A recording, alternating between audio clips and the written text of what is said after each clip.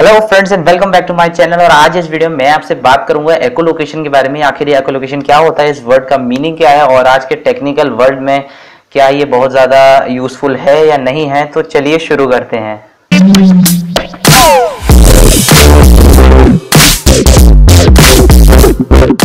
तो फ्रेंड्स बात करते हैं एकोलोकेशन वर्ड की। तो ये जो वर्ड है वो बना है दो डिफरेंट वर्ड्स को मिलाकर, यानी एको और लोकेशन। लोकेशन तो आप सिंपली समझ सकते हैं किसी जगह के बारे में होगा, किसी जगह से रिलेटेड होगा। लेकिन एको जो वर्ड है वो मैं आपको बताता हूँ क्या होता है। तो एक्सपेरिमेंटली आपने कभी भी ऑब्जर्व किया हो कि आप कभी खाली कमरे में या कभी आप हिली माउंटेन्स या हाई एल्टीट्यूड पे गए हो, तो आप जो आवाज़ कभी देते हैं तो आपको रिपीट में कुछ देर बाद वो आवाज़ आपकी वापस आपको सुनाई देती है। तो ये जो जैसे हम हिंदी में गूंज बोलते हैं, गूंजना, आवाज़ का गूंजना जैसे हम बोलते हैं आमतौर पर हिंदी में, तो इसे टेक्निकल वे में एको बोला जाता है। और इसी फिनोमेना को एकोलोकेशन जो है उसे बोला जाता है। जैसे कि एको को यूज़ करके आप किसी ऑब्जेक्ट का पता लगाएं कि ऑब्जेक्ट कितनी दूर है, कितनी बड़ी है, वो ऑब्जेक्ट क्या है, उसका शेप कैसा है, इस बारे में आप पता लगाएं, तो उस प्रोसेस को कहते हैं एकोलोकेशन। तो सबसे पहले और सबसे अच्छी बात, जो सबसे पहले ये एकोलोकेशन का जो प्रोसेस देखा गया था वो देखा गया था बैट्स में, यानी कि चमगादड़ में, जो कि एकोलोकेशन की मदद से रात में अपना खाना ढूंढते हैं, अपना शिकार ढूंढते हैं, जो भी आप कह लें। वो रात में जो है नेविगेशन के लिए रात में बाहर निकलते हैं, तो उन्हें रात में इतना अच्छा दिखाई नहीं देता। तो एकोलोकेशन की हेल्प से जो है अपने सराउंडिंग्स को पता लगाते हैं, उनके सराउंडिंग्स में क्या है, क्या किधर जाना चाहिए, किधर नहीं जाना चाहिए। तो ये जो एकोलोकेशन है ऐसा नहीं है कि बैट्स में ही देखा जाता है, ये डॉल्फिन्स में और कई हद तक वेल्स में भी ये देखा गया है एकोलोकेशन। और ये एकोलोकेशन बहुत ज़्यादा काम की चीज़ है, आज के टेक्निकल वर्ल्ड में बहुत ज़्यादा यूज़ होता है। आजकल ये जो है सोनार्स में, यानी शिप्स में जो है सोनार में यूज़ होता है। शिप्स जो है नेविगेशन के लिए सोनार का यूज़ करती हैं। सबमरीन्स जो है उनमें भी इसका यूज़ होता है, यानी कि जो साउंड सिग्नल से उन्हें भेजा जाता है, वहाँ से बाउंसिंग बैक, यानी जो आवाज़ है वो स्ट्राइक करके, ऑब्स्टिकल से स्ट्राइक करके वापस आती है। तो उसे रिकॉग्नाइज करके आपको जो सोनार सिस्टम है वो आपको बताता है कि कितनी दूर आपका ऑब्जेक्ट है। या इससे आप जो है समुद्र की गहराई भी नापते हैं। कुछ केसेस में ऐसा भी है कि आप शिप की दूरी को भी नाप सकते हैं अगर आपकी जो साउंड वेव्स हैं वो बहुत ज़्यादा एनर्जी की हैं, जैसे अल्ट्रासोनिक साउंड।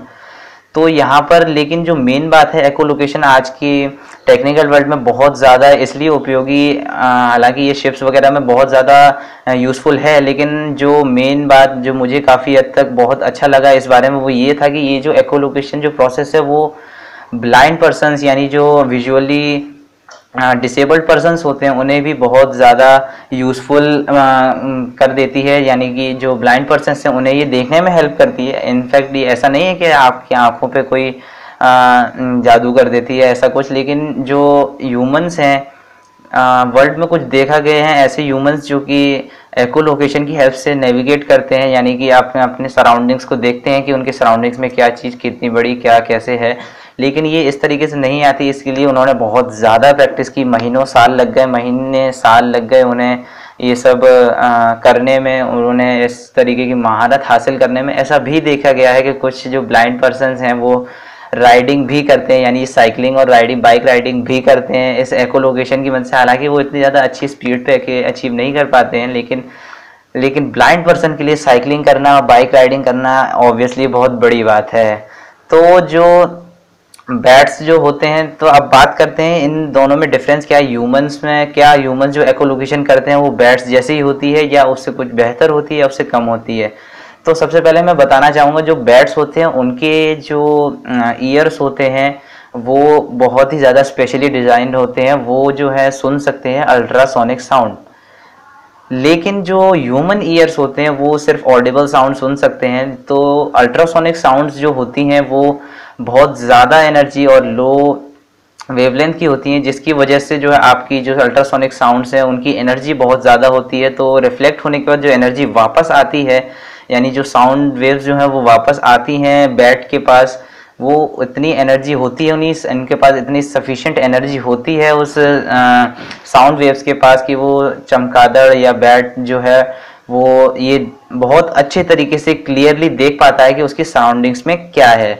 तो ह्यूमंस की जो साउंड सुनने की आदत है वो अल्ट्रासोनिक साउंड नहीं सुन पाते। ऑब्वियसली उनकी जो हियरिंग कैपेबिलिटी है वो सिर्फ ऑडिबल साउंड सुनने की है, जो नॉर्मल साउंड होती है वही सुन पाते हैं। तो नॉर्मल साउंड में इतनी ज़्यादा आवाज़, इतनी ज़्यादा एनर्जी नहीं होती है, तो जो रिफ्लेक्ट होने के ऑब्स्टिकल से रिफ्लेक्ट होने के बाद जो साउंड वेव्स आती हैं ह्यूमंस के पास, वो इतनी ज़्यादा एनर्जी की नहीं होती हैं, काम चलाऊ होती हैं कि इंसान ये पता लगा सके कि उसके सामने जो ऑब्स्टिकल है वो कितना बड़ा है, कितना दूर है, बस इतना पता लगा पाती है। लेकिन कुछ केसेस में ऐसा भी देखा गया है, ह्यूमंस ने इतने ज़्यादा हैबिचुअल हो चुके हैं इस चीज़ के, जो ब्लाइंड पर्सन हैं वो इतने ज़्यादा हैबिचुअल हो चुके हैं इस चीज़ के कि वो पता लगा लेते हैं कितना बड़ा कितना अच्छा है। लेकिन हालांकि हर ब्लाइंड पर्सन को हमें देख के चलना होता है साइंटिस्ट को, तो हर ब्लाइंड पर्सन के लिए कुछ ऐसे डिवाइसेस भी बनाए गए हैं जो अल्ट्रासोनिक साउंड का यूज़ करते हैं, यानी जो डिवाइसेस होते हैं अल्ट्रासोनिक साउंड को जो है सेंड करते हैं, जो ऑब्स्टिकल से स्ट्राइक होने के बाद वापस जो आती है अल्ट्रासोनिक साउंड, उसे रिकॉग्नाइज करते हैं। उसे रिकॉग्नाइज करने के बाद उसे कन्वर्ट करते हैं ऑडिबल साउंड में, यानी जो इंसान सुन सके। तो इंसान जब उस हाई एनर्जी वाली साउंड को लो एनर्जी में करने के बाद सुनता है तो उसके पास जो है प्रॉपर विजन आता है, बैट्स जैसा आप कह सकते हैं, जो चमगादड़ होते हैं उनके जैसा विजन आता है। वो बहुत ज़्यादा अच्छे तरीके से जो ब्लाइंड पर्सन्स हैं वो देख पाते हैं इन द सेंस जो इनका एनवायरनमेंट है उसे पता लगा पाते हैं कि कितनी दूर क्या चीज़ कैसी क्या है।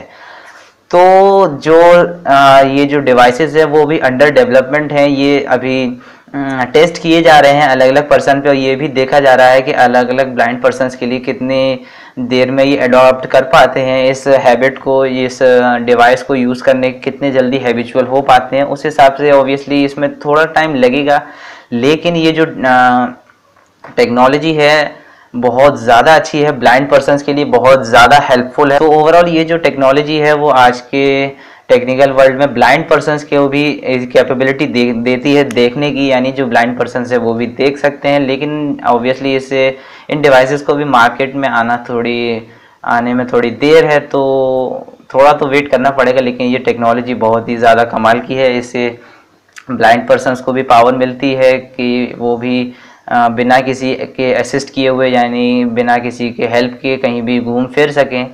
तो ऑब्वियसली ये ब्लाइंड पर्सन्स को बहुत ज़्यादा अच्छी लगेगी अगर ये मार्केट में आती है। तो फ्रेंड्स आज की वीडियो में इतना ही। अगर आपको इन्फॉर्मेशन यूजफुल लगी हो, अगर आपको ये वीडियो पसंद आई हो तो प्लीज़ लाइक कीजिए और सब्सक्राइब कीजिए मेरे चैनल। तो फ्रेंड्स आप मुझे कमेंट सेक्शन में बताइए ये जो टेक्नोलॉजी है कहाँ तक कारगर है। अगर आपको ये वीडियो समझ में आई है तो मुझसे अपने जो व्यूज़ हैं वो शेयर कीजिए, अपने जो ओपिनियंस हैं वो मुझे दीजिए कि कैसे क्या ये मार्केट में बहुत ज़्यादा काम आ पाएगी या नहीं आ पाएगी। मैं मिलता हूँ आपसे अगली वीडियो में, तब तक के लिए गुड बाय।